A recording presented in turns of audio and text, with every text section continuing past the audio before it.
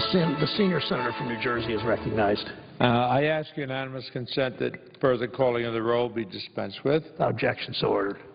I also ask unanimous consent that a fellow in Senator Sanders' office, Rebecca French, be given floor privileges for the duration of the consideration of S3240, the Agricultural Reform, Food and Jobs Act of 2012. Is there objection? So ordered. Mr. President,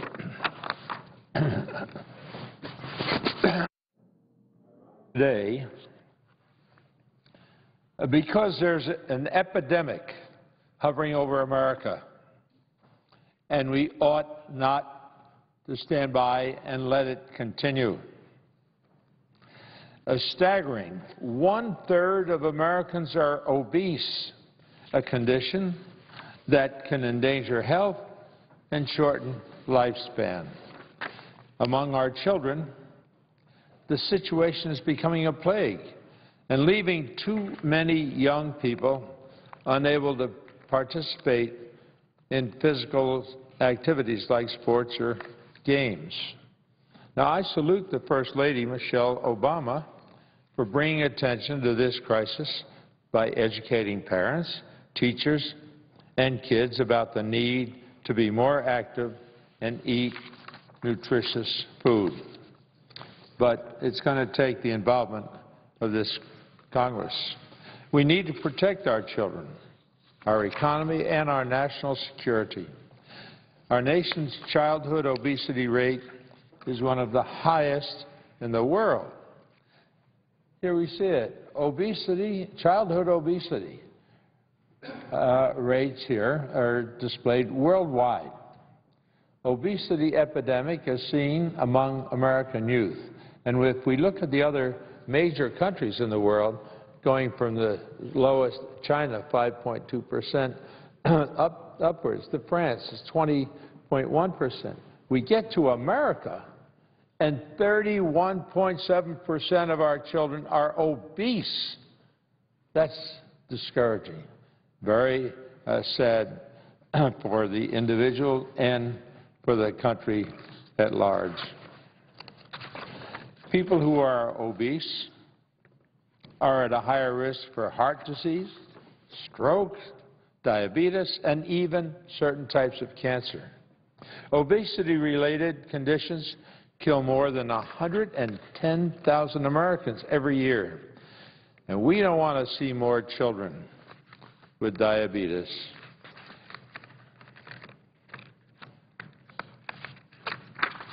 Excuse me.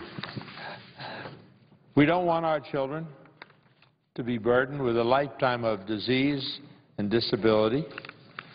Public health advocates have been sounding the alarm for years, but this problem has only gotten worse. And this Congress and the federal government have largely ignored the problem. Now, over the last few decades, the rate of childhood obesity in America has doubled. Here, in 1973, we were looking at 15.4% was the percentage of obese and overweight American children. But if we look ahead to only 40 years, we see that the rate has gone from 15.4% to 31.7%. It's almost a third of our children, our childhood population. Mr. President, this issue has even affected our military, and the statistics are shocking. 25% of our young men and women who want to join the military are too overweight to serve. Mr. President, we need to take bold action. This farm bill is not just about making sure that businesses stay profitable. It should be about keeping our citizens healthy, too. We owe it to our kids and our country to learn what's causing this calamity. And that's why I filed an amendment to focus in on a particular suspected contributor to the problem. The federal government can and should determine whether sugary drinks suspected are causing obesity and accelerating the damage that goes with it. Americans are drinking more high-sugar drinks than ever before. Children and adults drink twice the amount of sugary soda that they did just 3 decades ago. These drinks are cheap and available every year in restaurants, convenience stores, movie theaters, or vending machines. And we've seen children and teenagers holding giant cups of soda or other sugary drinks. Some of these sizes are so big they look like a barrel. Mr. President, when a child drinks 32 ounces, takes a 32-ounce cup of soda, it's the equivalent of ingesting 41 sugar cubes. Now, can you imagine anyone permitting their children to devour 41 sugar cubes?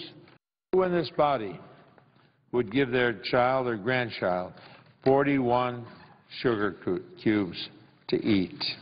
The City of New York is taking a bold course of action, and other communities have done their own studies and have decided to act.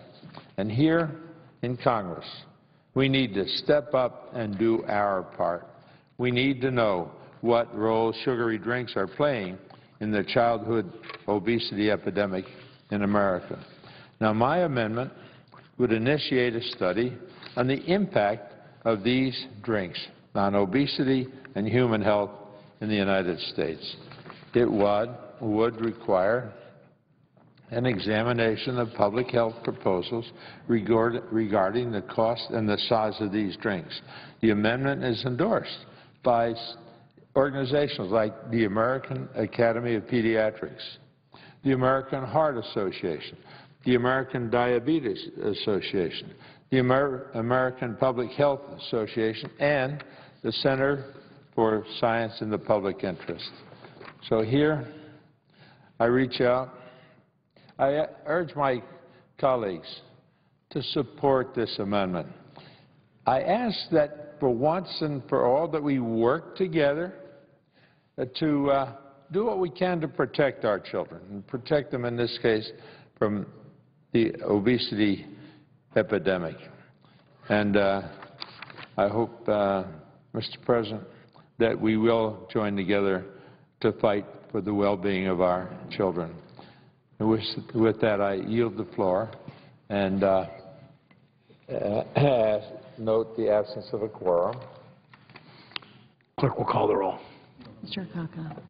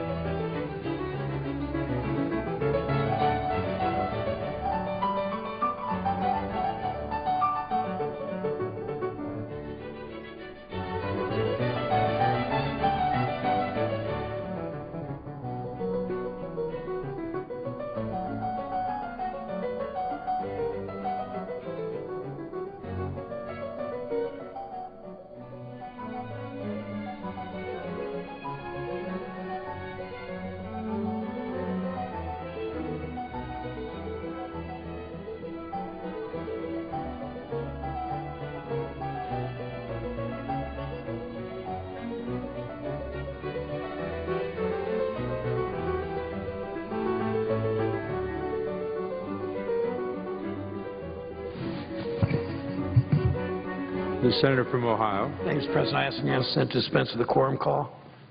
With so ordered. And I ask the unanimous consent, Mr. President, to speak as if in morning business for up to 10 minutes. Without objection.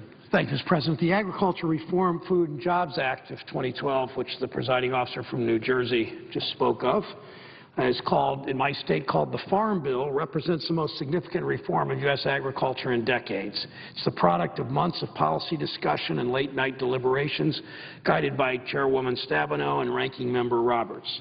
It's a reason why people across the country, farmers and business owners and faith leaders and county commissioners are paying attention. The bill benefits all of us, all Americans. 1 in 7 jobs in Ohio is related to food and agriculture industry.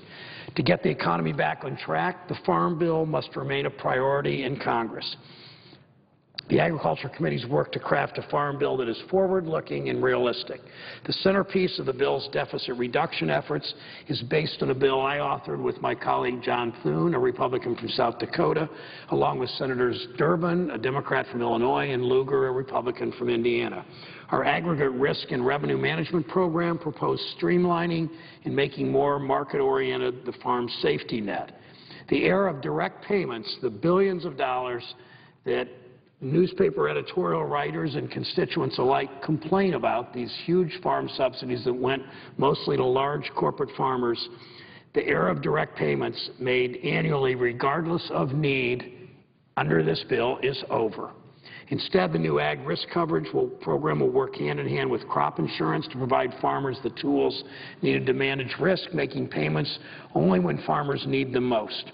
The program is market-oriented. It relies on current data instead of arbitrary numbers in statute. It's more responsive to farmers' needs and more responsible to taxpayers. The bill reforms a number of long-standing, unjustifiable practices. For the first time, this farm bill ends payments to landowners who have nothing to do with farm management. It ends payments to millionaires. It puts a firm cap on how much support any farmer can receive from the direct farm support programs every year. Common sense reforms that ensure the taxpayer dollars go only where they're needed. Is there more to be done to make sure taxpayers get the most efficient, effective, and affordable farm policy possible? Of course there is. In the coming years, we'll continue to improve our farm and food policy, but this is a good start. It's good for farmers, good for taxpayers, continues to move our nation's food and ag policy in a positive direction. The Farm Bill is a jobs and innovation bill. Every $1 billion in exports supports 8,400 American jobs that cannot be shipped overseas, according to the USDA. In 2011, U.S. Ag enjoyed a trade surplus of $42 billion. $42 billion. We sold more than we bought from abroad in farm products, the highest annual surplus on record. Contrast that with the billions and billions, tens of billions, hundreds of billions of dollars in trade deficit we have in manufacturing and other parts of our economy. There's so much room for growth, not only overseas but also at home. Bio-based manufacturing, renewable energy are two examples of the potential that American ag holds for U.S. economic growth and for job creation. Farm-based and renewable energy production, such as advanced biomass energy, can serve as the engine of the rural economy for decades to come. It's investments in agriculture like this, like the ones this bill maintains in research and energy and bio-based products and food production, that will enable continued creation of good-paying jobs, again, that won't be shipped, that can't be shipped overseas. The Farm Bill provides economic relief to millions of Americans. While we call it a farm bill, this bill is fundamentally an economic relief bill. For farmers, the bill provides financial assistance to weather tough times, to adopt conservation practices that protect clean water and healthy soils and wildlife habitat. For millions of Americans, this bill helps put dinner on the table when wages are tight and families are struggling to make ends meet and keep children from going hungry.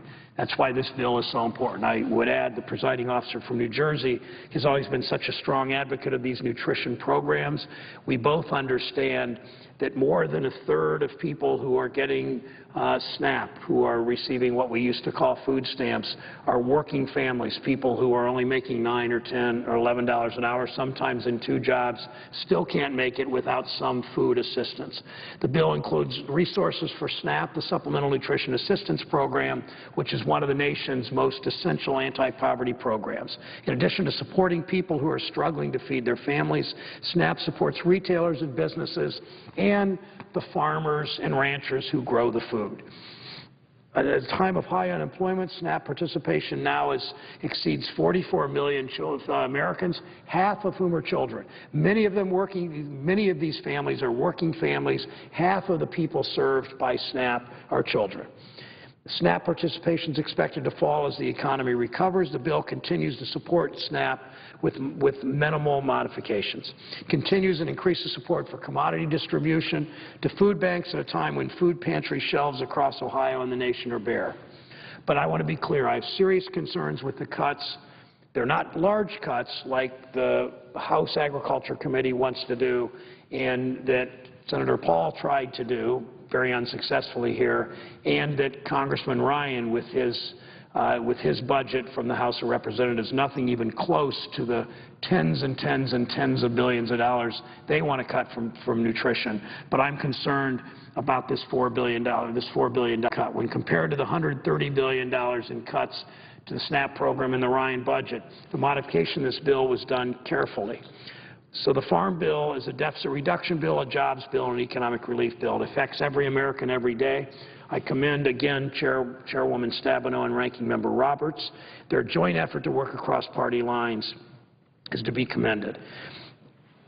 These months of work and deliberation are at risk today because some insist on debating dozens of unrelated amendments and others seek to score political points at the expense of American families and at the expense of American farmers. This is not the time to debate conceal and carry laws or American aid to Pakistan or the future of the Labor Relations Board. Not that any of those aren't debatable, that any of those aren't a place where people can have reasonable differences on public policy. But conceal and carry, American aid to Pakistan, the future of the Labor Relations Board should not be part of the Farm Bill. I urge my colleagues to work together and halt the impasse that keeps us from making progress on this bill. Mr. President, as a member of the Senate Agriculture Committee, I'm the first Ohio senator on the Agriculture Committee in 40 years. I got on this committee. I requested of Senator Reid in my first month in the Senate to join the Agriculture Committee, along with other duties, because of the importance to agriculture in my state. 1 out of 7 jobs in Ohio is related to agriculture. It's the largest business, largest industry in my state. It matters so much to Ohio. My position on the Agriculture Committee has helped, as I've done roundtables around Ohio and met with literally hundreds of farmers, grain farmers, dairy farmers, specialty crop farmers, nursery farmers, tree farmers, experts at Ohio State and the Ag School, and come prepared to help to write this Farm Bill both back in 2007 and this year. This is a major step forward. It's something we can be proud of, Mr. President. I yield the floor.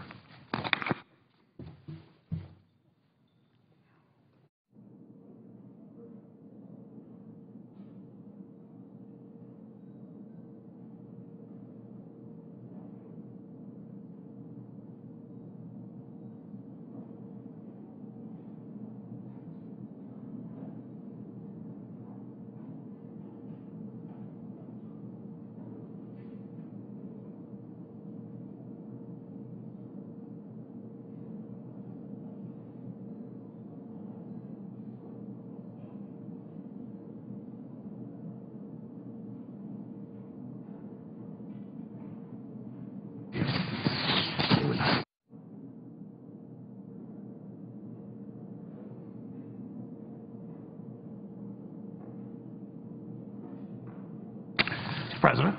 Senator from Ohio. I ask unanimous consent the Senate proceed to a period of morning business with senators permitted to speak therein for up to 10 minutes each. Without objection.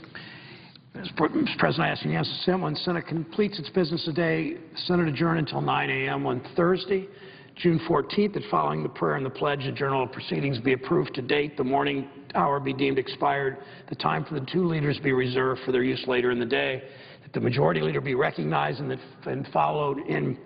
following any leader remarks, the first hour be equally divided and controlled between the two leaders or their designees, with the majority controlling the first half and the Republicans controlling the second half.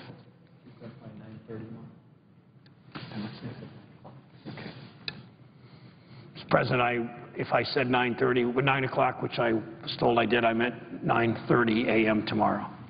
Without objection. Thank you, Mr. President. We continue to work, Mr. President, on an agreement on amendments to the Farm Bill. We hope such an agreement can be reached. Votes are possible during tomorrow's session. We'll notify senators when they're scheduled. If there's no further business to come before the Senate, I ask that it adjourn until 9:30 under the previous order. The Senate will stand adjourned until June 14, Thursday at 9:30 a.m.